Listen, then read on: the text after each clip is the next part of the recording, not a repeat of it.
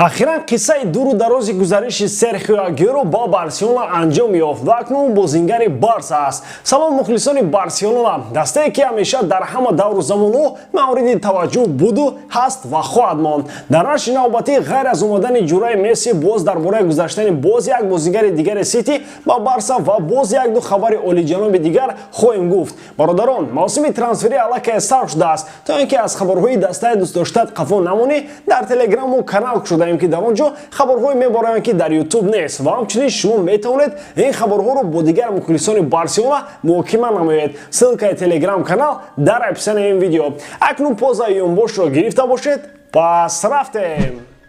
Футболи аврупоӣ муваққатан ба истироҳат рафту пас аз чанд рӯз чемпионати Аврупо оғоз мегардад. То он вақт дар дигар қитъаҳо бозиҳои даври интихобии ҷоми ҷаҳон баргузор мегардад. Барои бозам шавқвартар кардани тамошои бозиҳо метавонед аз хизматрасониҳои 1x истифода кунед, зеро он ҷо коэффициентҳои баланд, бонусҳои гуногун ва ҳамаи обуначиёни навро бо промокоди BARSATG то $100 бонус интизор аст. Ссылкаи бозӣ дар комментарияи ин видео.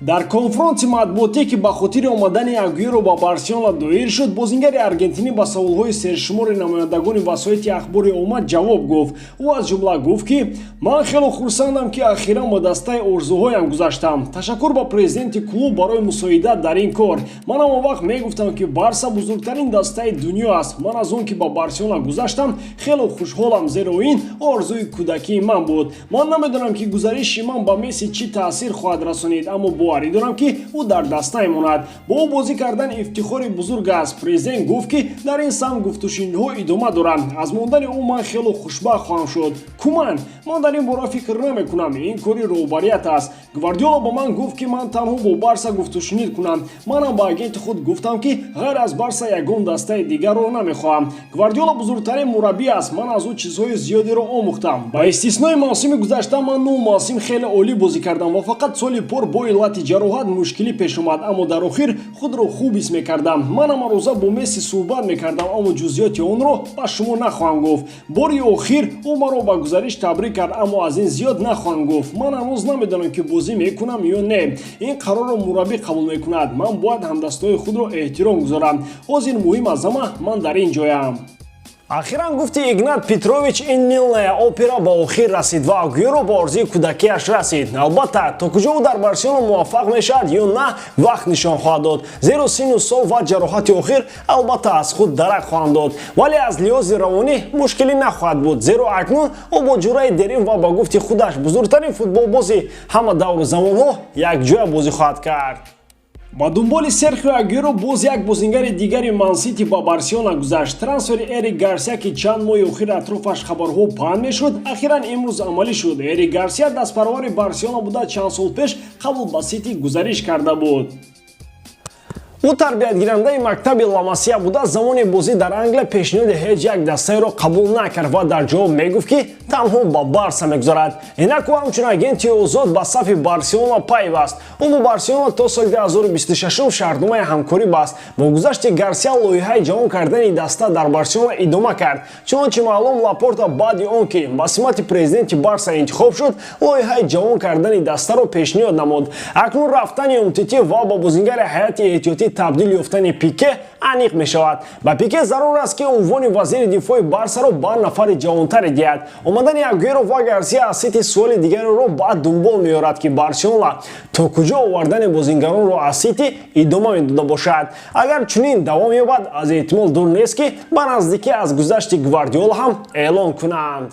Роҳбарияти Барселона тасмим доранд ҳафтаи оянда дар бораи мондану намондани Роналд Куман хабар диҳанд. Ман ростӣ ба ҷои ҳамин Куман аз ҳамин гапу калоча ва мераму намерам монда шудам. Охир ҳар рӯз як гапу хабари нав. Сад офарин аз сабои ҳамин Кумани бечора. Баъд мегӯянд ки ӯро ба бемористон бурданд. Ҷои ӯ як хелору кайҳо ба дигар ҷо мебурданд. Ба ростӣ аз суҳбатҳои охири Лапорта ҳам чизеро пай бурдан мушкил аст. Ӯ нисбати Куман гоҳ тарзе баён мекунад ки гӯё ӯро фарду пеш мекарда бошаду гоҳ ба назар мерасад ки ӯро як умр дар Барса мемонад. Бо эҳтимоли зиёд мутахассиси голландӣ дар даста мемонад, аммо бозам бо эҳтимоли зиёд бо иллати мушкилоти молиявӣ ӯ барканор мешавад. Гуфтам ку рафтану мондани ӯ аз чанд агарҳо вобастагӣ дорад. Ана ҳамин дар як зиндагии пур аз агару магарҳо ки оянда тамоман аз худат вобастагӣ надорад. бибинад акай Роналд боз дар уфуқ номи Гвардиола ва Хави пайдо мешавад. Ба назарам ҳамин кумани бечора шаби дароз Гвардиола хоб мебинад, ҳарчанд ки Пеп чанд шаб аст ки фақат Тухел хоб мебинад. Барселона дар ҳалли масъалаи ояндаи нимҳимоятгари худ Филиппи Каутино таоман раҳгум зада намедонад бо кадом роҳ восита аз ӯ халос шавад. Албатта роҳи халосӣ аст, аммо он метавонад гуфти бачаҳои гузари мо қили суми Лапортаро барорад. Гап сари ин ки Барселона ҳанӯз 50 миллион еврои гузариши Каутиноро ба Ливерпул пардохт накардааст ва дар сурати ба дигар клуб фурӯхтани ӯ Барса маҷбур аст ки пулро ба дастаи англисӣ пардохт намояд. Ана бораи ҳамин дастаи каталонӣ Каутиноро ба худи Ливерпул пешниҳод дорад. Дар ин сурат ин пул дар харидории ӯ ҳисобида шуда Барса ин миқдори еврои худро захира мекунад. Аммо то куҷо айни ҳол Каутино ба Ливерпул лозим аст суолест ки ҷавоб мехоҳад. Ҷароҳати зону бошад сифатҳои Бозингари ӯро хело коҳиш дода ва ҳам бовариро ба ӯ кам кардааст. Хотир аст мешавем ки Барселона барои овардани ӯ мебоист ба Ливерпул каму ғам не 160 миллион евроак пардохт намояд.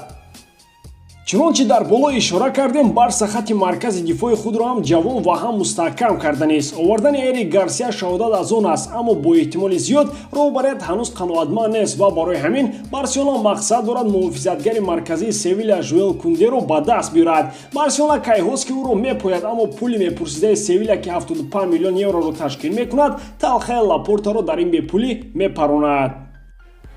Аммо бо ин ҳама Барселона аз нияти худ нагаштааст ва сахт хоҳишманди овардани ӯ ба Каталония мебошад. Зеро агар Барселона ин корро накунад, пас рақиби аслии усулии ӯ Реал ӯро харидорӣ хоҳад кард. Шартномаи ӯ то соли 2024 бо Севиля қурб дорад. Аммо агар харидори хуб пайдо шавад, албатта ки Севиля ӯро мефурӯшад. Бар тибқи гуфтаи Мондо Депортиво, Манчестер Юнайтед омодаи пардохти 75 миллион евро мебошад. Яъне агар Барса дер кунад, пас Кунде гудбай. Барса бошад бо шаклгузории нав мехоҳад ҷуфти муҳофизатгарони марказии худро аз Эрик Гарсия ва Жуал Кунде ташкил кунад. Ана бинед ки баъд чӣ мешавад? Менгеса, Араухо, Гарсия, Кунде. Хуб, морои имрӯзам тамом. Гуфти Баҳодур Неъматов боз як рӯзи ғаму шодӣ гузашт ва бошад ки фарду аз ин рӯз бароямон хубтар бошад. Агар андешаҳои худро оиди он чӣ ки мо дар ин ҷо гуфтем нависед, нур болои нур ва ҳам агар як лайки фасонро зери ин видео гузоред, мо як қадам ба пеш мерем ва албатта аз шумо миннатдор хоҳем шуд. Дар мавлад Барселонаро дӯст доред ва канали Барса ТВ-ро дастгирӣ кунед. Дастгирии шумо